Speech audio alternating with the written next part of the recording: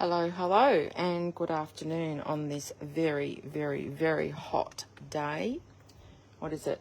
38 degrees already. So I figured there's a lot of you at home today or hiding somewhere where there's air conditioning. And I was going to share this sometime in the next little while. So, and I was about to do something with it with a layout. So I thought I'm going to do it live, which is always risky, but I'm going to do it.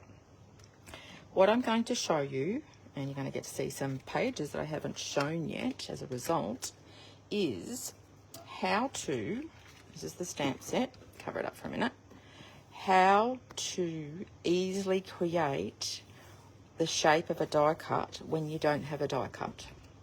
So this is a new stamp set called Currently Loving, and I love the font, and I've used it a couple of times already. I used the making with the word memories on another layout too. Let me bring this all the way up. I've got my phone plugged in and the cord's getting in the way. It's annoying. So this beautiful word celebrating. Now I'm pretty proficient at fussy cutting, and ultimately it is fussy cut, but the die cut shape has been created for me by the stamp, and I'm going to show you how. You may already know this tip. I can't believe I've never seen it before, but only saw it recently. So I'm going to show you how to do that. All right, and I'm going to do it with a different stamp set. I'll show you one more example. There's this one here. This is the, whoops, sorry, I'm trying to get it underneath. Stay Wild and Free, which is, I'll show you the stamp set in a minute. This one's a little bit different because the stamp actually has some holes in here and here. But I cut away where the die cut would have cut the holes in the stamp, and I didn't like it, so this was better. Anyway, let's show you how it works. Okay, so I'm going to do it this time. It's still from this stamp set, but it's the Not Lost, Just Exploring. So it's going to probably be fairly straight there, but then have some bumps and curves around the Just Exploring, and I want to include that because it's going on this page, but on the opposite side. All right. So what you're going to do first is something that seems very, I'm going to get back up on my stool. So there's the stamp. If you look through that way, you'll be able to see it. Not lost, just exploring. It's underneath. But what we do is very carefully, instead of putting it down the normal way, we're going to put it upside down, and we're going to stamp. Now I want to make sure this is sort of straight. It's not straight on the block, but that doesn't matter. It just needs to be straight in itself, not curved. So we're going to be stamping with the back. Now, my experience is that, let me find a scrap of paper here. I've got one. My experience is not to use anything too wet or too inky. I did this, and I did this with this ink, and it's my stamp. This particular stamp I'm making is particularly inky.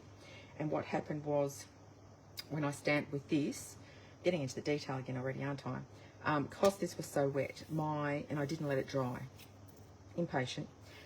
When I went to stick my foam adhesive on the back, it didn't stick.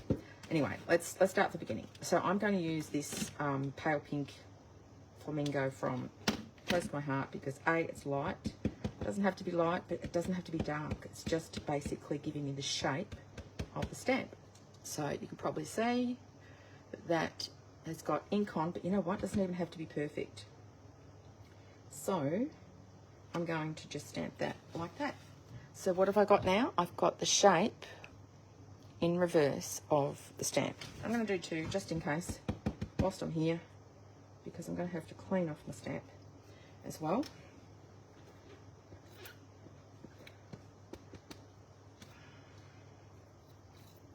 Carefully peel that off. Sometimes I find, depending on how wet that was, I need to dry that too. Just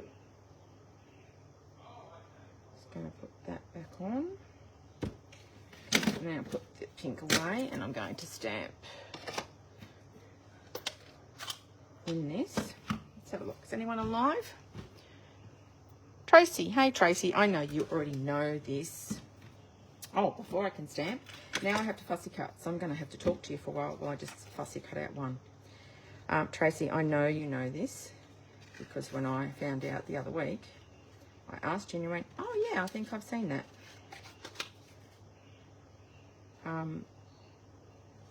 It's easy to do.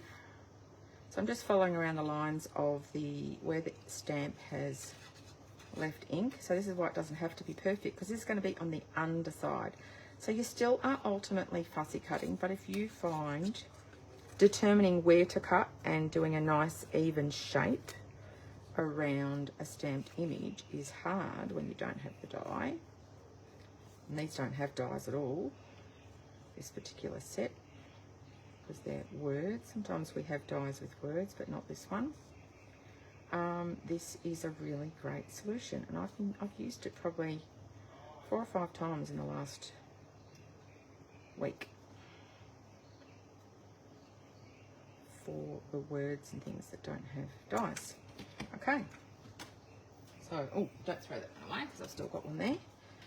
All right, and if anyone asks, this is a really old mat. I use it. It came with the piercing tool, but it's great because it's really small and I can throw it on top of my mats when I just want to do a little bit of stamping. Okay, so now, and with the Stampin' Up! Ink pad, you don't need to press real hard because there's plenty of ink there. And now that's the ink side that I followed to do the die cuts. Now I turn it over and so I'll bend that straight. Oh, it's upside down. It doesn't fit. I'm going to say it fits, but it didn't. And let's see. Sorry if my head's in the way, but I sort of need to be over the top. Hopefully you can see that. Just should move up a bit. Then peel it off. And look at that.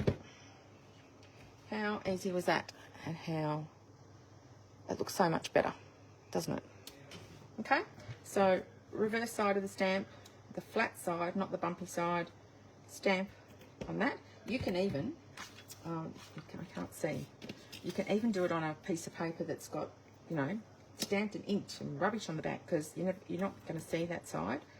And then clean your stamp off and you're ready to go and stamp the other side. So who thinks that might be useful? Let me know. Tell me when you try it. Come back and comment on the post, or tell me when you make the layout and say this title or shape or whatever was made with your technique. I hope you're staying cool, which is really hard to do today. My daughter is already saying come in the pool, which I'm delaying a little bit. My mum's just arrived, so she's going to hop in. And I just wanted to finish this layout that I'm working on, the one that I showed you yesterday. Oh, no, I only showed it to my Mission Possible people, didn't I? So, yes, not everybody saw this. Put all these out the way. But I'm really happy with how it turned out. It's using this, which I can't believe I'm using so many leaves, but it's just gorgeous. Nature's Symphony. So that's the stamp. So I have stamped these brown ones over the top of the beautiful Nature's Walk paper. Stay Wild and Free is from the set that also goes with the paper, called Exploring Nature. And there is dies for these, and that's where this beautiful leaf, oh, it should be tucked under there, leaf has come from, or leaves. That's that one and that one there. Okay, that one there goes with the stamp set, which I've done on another layout. Okay, because that's not to scale, that one. And I've used quite a lot of the others.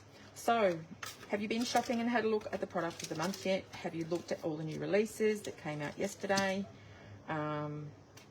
Here's another little tip. I've got to get a better gold or white pen, but I saw somebody do this, and I'm drawing around the edges of my die cuts on my magnet so I know where they go.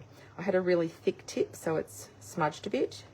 So I want to get a thinner, finer tip, but great way to know if you've got all your die cuts on there. So there's a second tip, a bonus tip. I saw someone in our demonstrator group do that. All right, stay cool, peoples, and I will be back when I'm back. Okay. See, anyone else there? No, just Tracy. Okay, I'm sure you're bunkering down to try and stay cool, Tracy. Continue to do that because we've got 3 days of this. All right, bye for now.